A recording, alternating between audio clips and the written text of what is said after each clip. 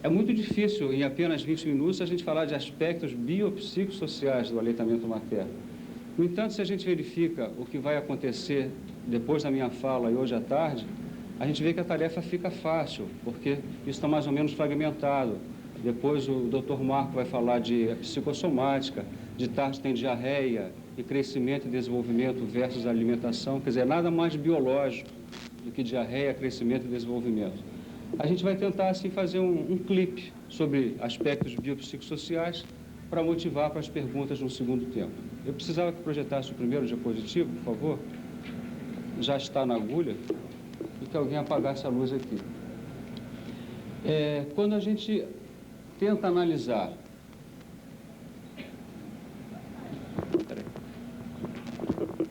Isso.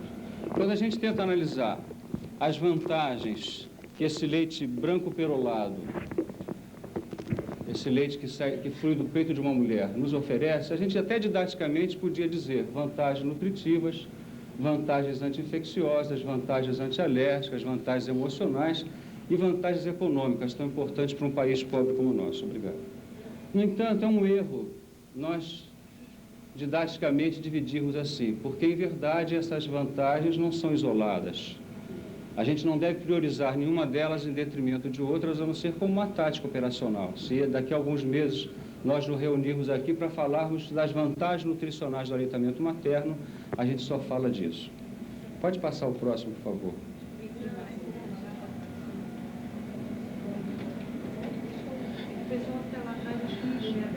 O que a gente faz? Isto. Eu vou citar algumas coisas. Vantagens nutricionais. Simplesmente eu vou dizer que o leite materno exclusivo nos primeiros 6 meses de vida, que é o preconizado pela Organização Mundial de Saúde, oferece uma ingesta proteica adequada para essa criança. Simplesmente isso justifica que, do ponto de vista nutricional, o leite materno é o melhor. Pode passar. E a gente começa a entender, era preciso que alguém fechasse aquela cortininha ali atrás, a gente começa a entender por que Friedman, há 60 anos atrás, sem conhecer esses níveis proteicos do leite, dizia que na arte de bem alimentar um lactente, mais vale um bom par de mamas do que os hemisférios cerebrais do mais douto professor. No empirismo da sua observação clínica, ele já via que crianças alimentadas ao seio cresciam, desenvolviam, não adoeciam e que, portanto, um bom par de mamas valia muito mais do que a indústria ou que os hemisférios cerebrais do mais douto professor. Pode passar.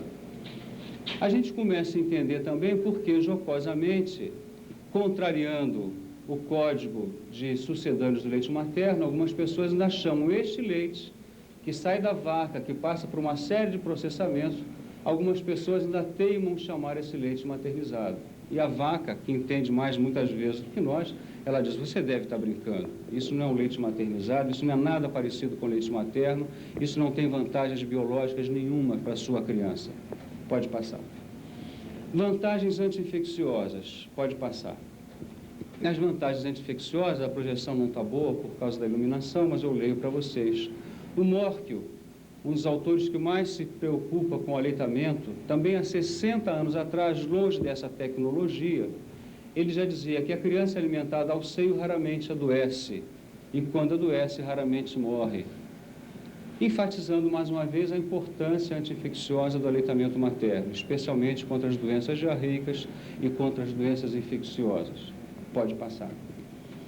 E aí a gente começa a entender por que a somatória da vantagem nutricional bio, da vantagem anti-infecciosa bio, passa a ter uma importância social, morte.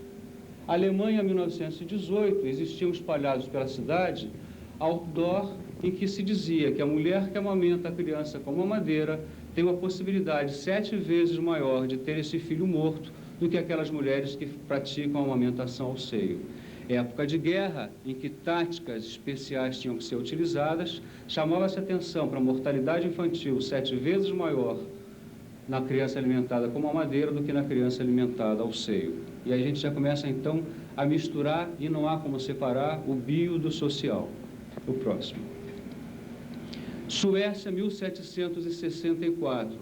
Esse autor aqui dizia que em locais pobres, com falta de higiene, abundância de contágios e ignorância das regras mais elementares, o aleitamento natural chega a ser de grande importância para preservar a vida.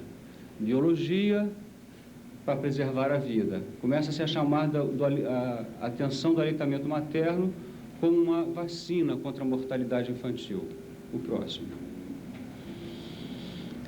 Vantagens econômicas tão importantes para qualquer um que utilize uma dessas células, principalmente para nós que nem utilizamos mais, mas utilizávamos até algum tempo essa célula.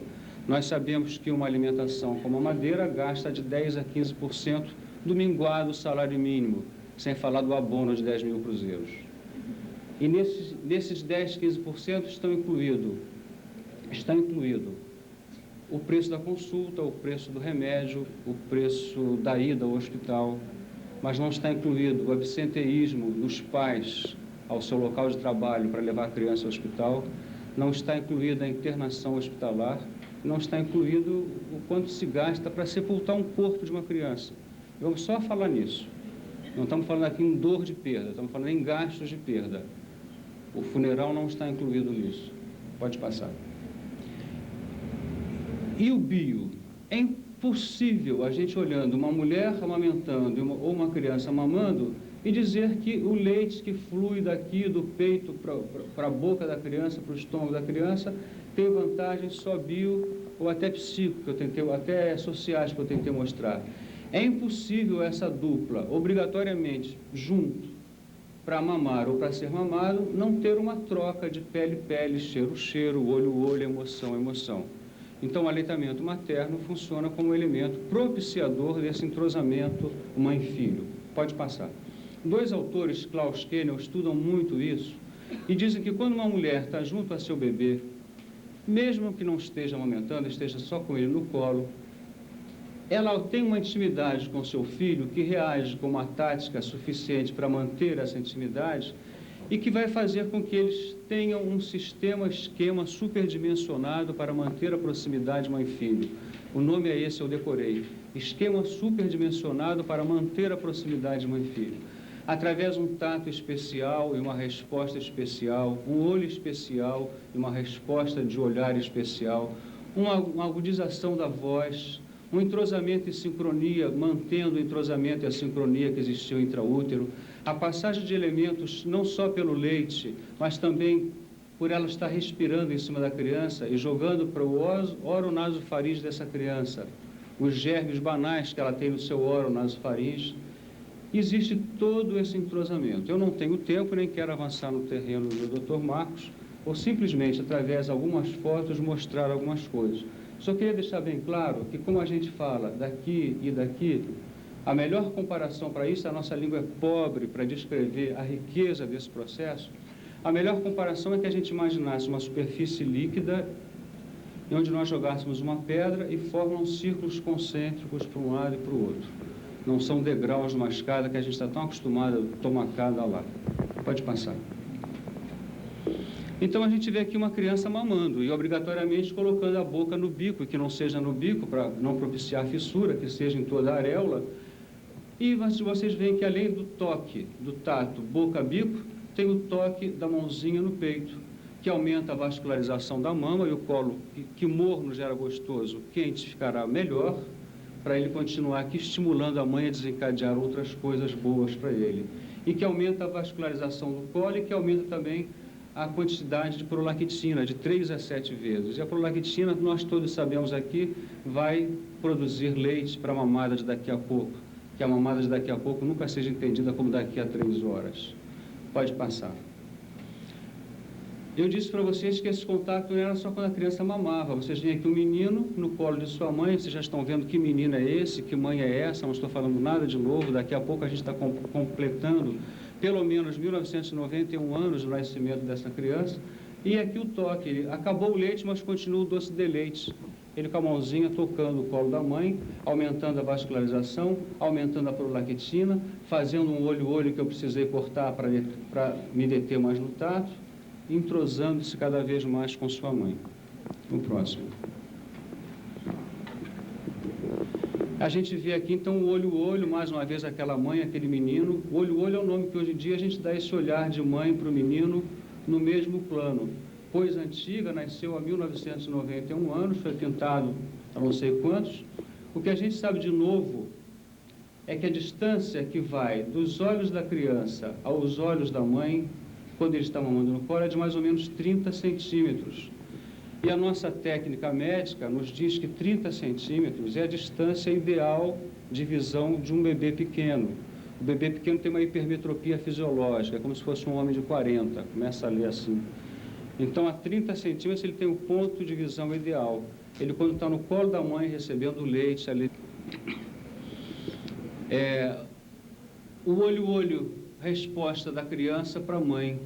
Mas como a gente está falando de uma coisa bio, não vamos esquecer a técnica adequada de botar a mama na boca, com o dedo indicador e dedo médio, empurrando a mama para trás, para que nada obstrua as narinas da criança e não desencadeie o reflexo dos pontos cardeais. Bio, o social que vai dividir isso, e o psico, que eu colocaria aqui embaixo com uma legenda não técnica, eu colocaria aqui uma legenda do Chico Buarque de Holanda. Olhos nos olhos, quero ver o que você diz. Quero ver como suporta me ver tão feliz. Porque é sabido que as mulheres que têm possibilidade de entrar em contato precoce com seus bebês, trocando com eles tato-tato, cheiro-cheiro, olho-olho, choro-choro, leite, elas têm uma possibilidade muito maior de atenuar as etapas do vínculo mãe-filho que, porventura, não tenham sido tão boas anteriormente a essas. É o que a gente faz no alojamento conjunto. É o que a gente não faz colocando essa criança num berçário. O próximo. Eu não tenho tempo para falar da produção de prolactina. Se eu tivesse, eu diria que é muito fácil produzir prolactina. Sugou, produziu prolactina, uma vez que é um reflexo meramente somático, diferente da ocitocina, que é somatopsíquico. Sugou e a cabecinha quis, da importância da relactação, e sugou precocemente, humildemente, sem o recém-nascido estar sedado, sem receber água, leite ou líquido, principalmente de mamadeira, sem ficar no berçário, vem leite. Mas aqui estão as nossas condutas, que nós praticamos em maior ou menor intensidade nos nossos locais de trabalho, limitando a sucção, inibindo a prolactina, inibindo a amamentação. Eu conversava com o Zaganelli, meu velho amigo aqui, que antes de começar, ele dizia... Naquele decálogo que nós todos recebemos, se todo mundo fizesse aquilo, já era uma maravilha. Se vocês lerem aquele decálogo, vocês vão ver que nós estamos fazendo isso aqui, muitas vezes, contra aquilo. O próximo. Prolactina. Eu procuro chamar a atenção da prolactina com esse quadro bonito, é um quadro de Boucher, chamado Vênus e o Amor. Aqui está Vênus, talvez um pouco gordinha para os padrões de beleza da época, o amor aqui representado por Cupido, e aqui umas pombinhas, pode passar o próximo. Pombinhas nas quais eu preferi dar um close para que eu não esquecesse de falar que pombas também têm prolactina, aves também têm prolactina, peixes também têm prolactina. Nós vamos ficar nas aves. E observou-se que nas aves, quanto a fêmea é mais apegada ao seu filhote, mais prolactina ela tem. De tal forma que entre as aves a prolactina é chamada de hormônio do amor.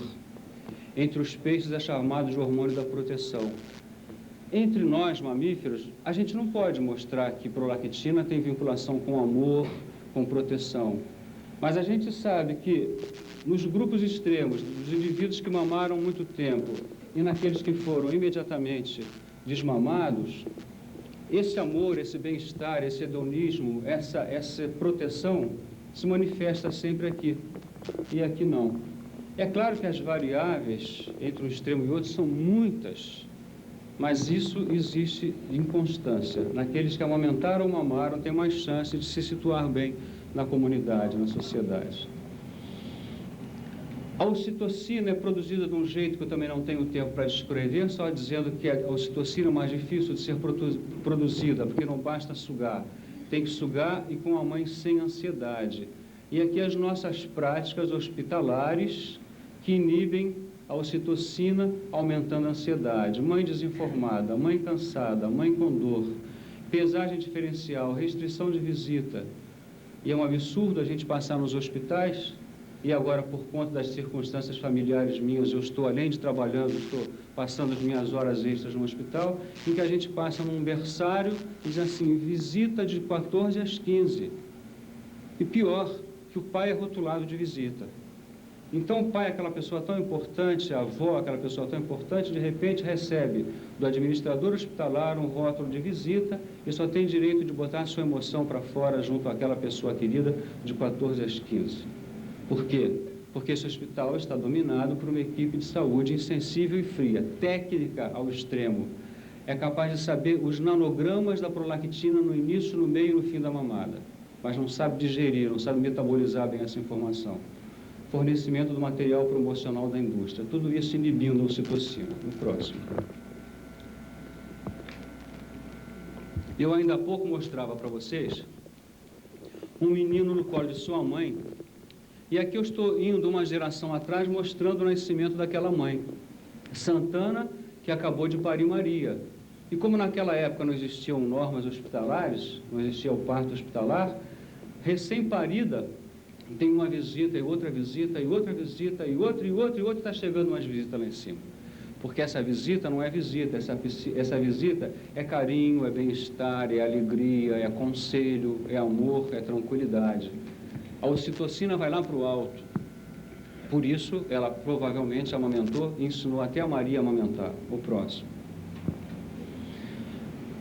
Nessa foto bonita, essa aqui é uma foto do Boulanger. Isso aqui é o nascimento de Baco. Baco nós todos conhecemos, aquele Deus que a gente no final de semana costuma louvar um pouco, né? Então, o nascimento de Baco por Semele. Semele pariu Baco e achou que ela sozinha não ia aguentar a barra de criar Baco.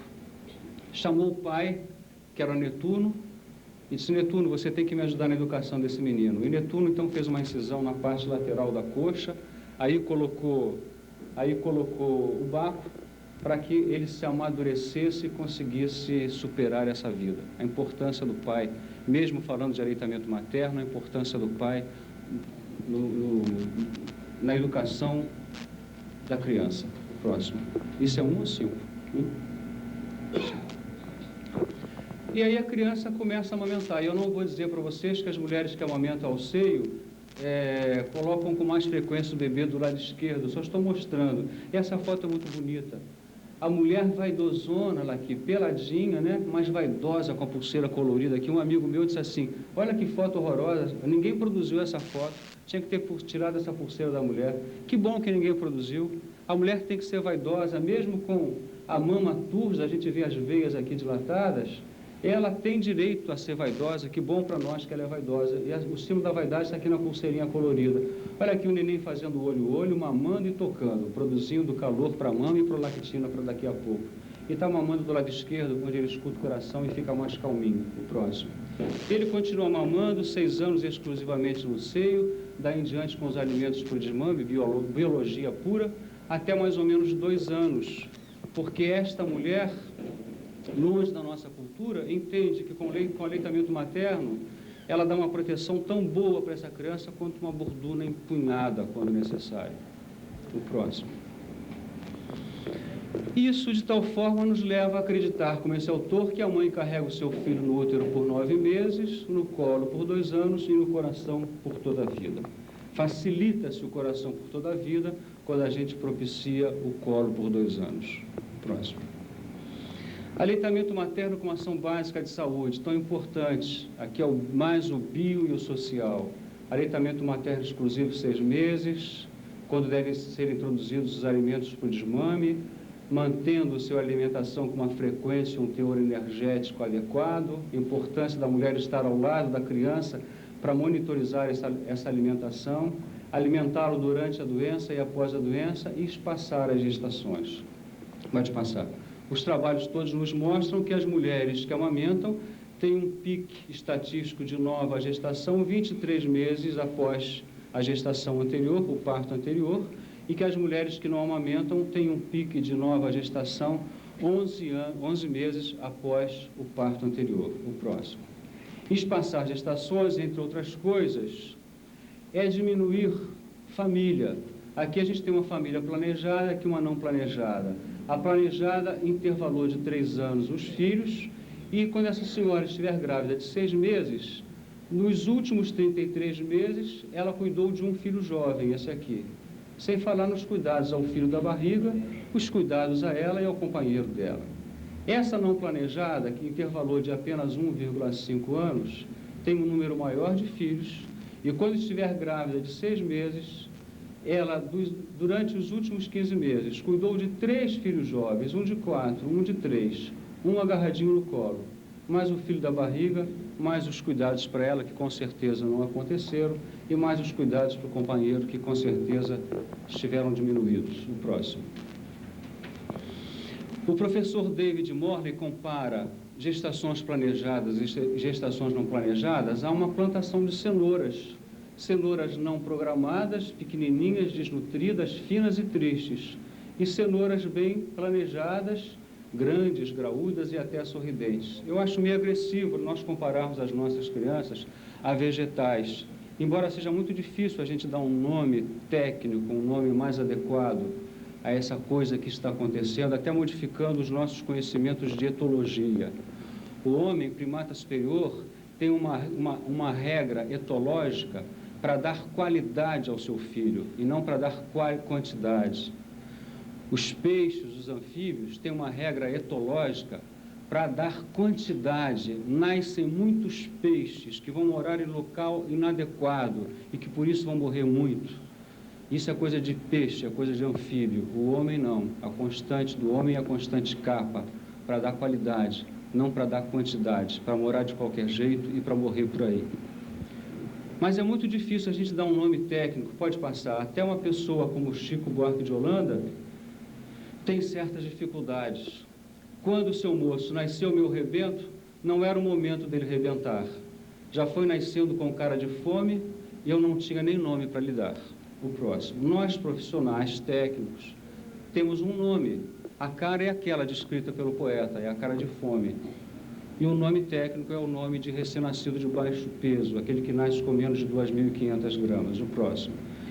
E que a gente até mostra para vocês que no Nordeste existe a maior incidência de recém-nascido baixo peso. E que no Nordeste, pequena parte dos recém-nascidos de baixo peso, apenas 1,3%, nasce na classe rica, enquanto que 91,6% nasce na classe pobre, já do pobre Nordeste. O próximo. Antes que o Aprígio faça assim para mim, não é Brahma, né? É dizendo que tem 1 minuto, eu vou terminar. Terminar dizendo que é difícil falar de aspectos biopsicossociais. E que eu procurei, assim, rapidamente mostrar alguma coisa, inclusive mostrar as nossas inferioridades. Mas nós não somos cidadãos do leite, nós não somos cidadãos do peito, nós somos cidadãos do mundo. E a gente tem direito a ter uma visão do mundo, a gostar das coisas, pode passar. Como, por exemplo, eu tenho direito a ser um romântico e gostar dessa mama romântica do Goya, o próximo. Ou ser meio maluquete e gostar dessa mama surrealista do Picasso. Para as pessoas que mesmo na primeira fila não estão vendo as duas, uma está aqui, a outra está aqui.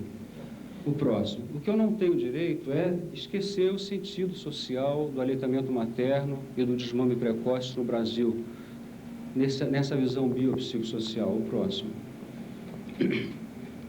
E não posso esquecer que todo o meu conhecimento tem que ser metabolizado a ponto da mãe entender, porque a mãe é o principal agente de saúde, mais importante que qualquer um de nós, mais importante que os organizadores do evento, porque é ela quem vai decidir essa orientação de amamentação e desmame e outras. É preciso que ela entenda todas essas coisas para seguir ou não isso aqui. Senão toda a minha técnica fica sem sentido. O próximo. A gente falando de mãe não pode esquecer de falar da grande mãe, a mãe gentil, que o Osório Duque Estrada chama atenção. Dos filhos deste solo és mãe gentil, pátria amada Brasil. Pode passar. Que também tem alguma coisa de ruim em relação a nós, seus filhos.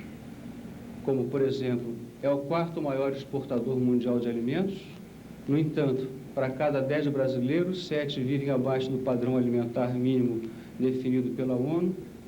E uma mãe onde 500 mil crianças morrem de fome por ano. O próximo. Terminando, eu tento dizer que, por melhor que nós tentemos ser, nós temos falhas que vão se refletir nesses aspectos biopsicossociais do aleitamento. Falhas dentro de qualquer lugar em que nós estejamos trabalhando, falhas dentro de qualquer lugar onde nós estejamos conversando, e isso é um trabalho, às 8 horas da manhã de um sábado, falha do local onde a gente esteja convivendo até socialmente. E que a gente não deve nunca perder a oportunidade de apontar com o dedo indicador aonde está esse inimigo do aleitamento materno. E esses inimigos muitas vezes não estão só na nossa frente, eles estão na nossa frente, muitas vezes, principalmente atualmente nesse governo, eles estão acima de nós, mas muitas vezes também eles estão dentro de nós. É importante que a gente detecte, aponte e acuse esse inimigo, o próximo. Na primeira noite, eles, os inimigos, se aproximam e colhem uma flor do nosso jardim, e não dizemos nada. Na segunda noite, já não se escondem, pisam as flores, matam o nosso cão e não dizemos nada. Até que um dia, o mais frágil deles entra sozinho em nossa casa, rouba-nos a lua e, conhecendo o nosso medo, arranca-nos a voz da garganta. E porque não dissemos nada, já não podemos dizer nada. Muito obrigado.